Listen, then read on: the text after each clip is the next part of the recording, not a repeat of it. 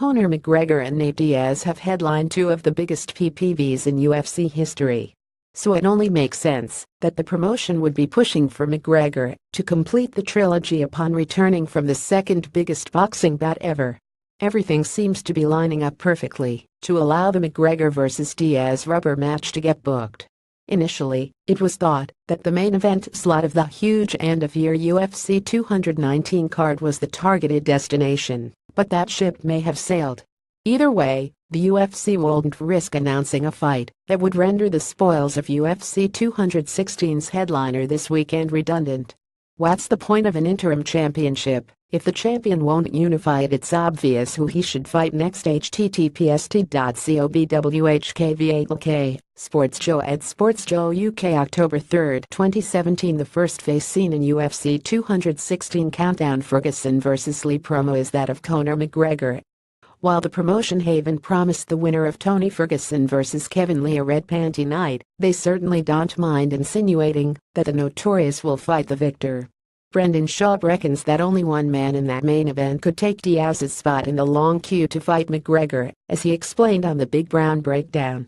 The reason why I think this fight is so goddamn important and so interesting is because if Kevin Lee were to win, if he were to pull off this upset and beat Tony Ferguson, was won 9 in a row, was the scariest man in the division. I actually think Tony Ferguson is the best 55er right now. If Kevin Lee were to beat him, get on the mic and rip just one hell of a WWE promo towards Conor McGregor, I think that would be Conor McGregor's next fight.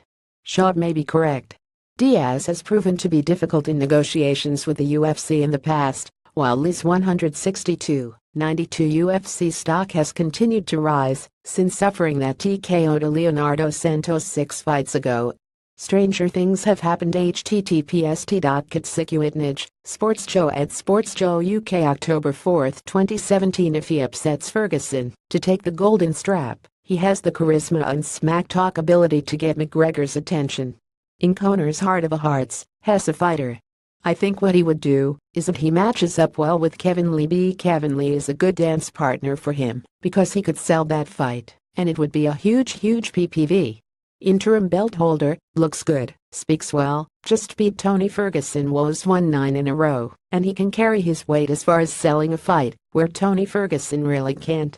Whether or not that fight would garner more PPV buys than Diaz 3 is up for debate, but it would undoubtedly be a more legitimate title defense than one against a middling lightweight who was 34 in his last 7 fights.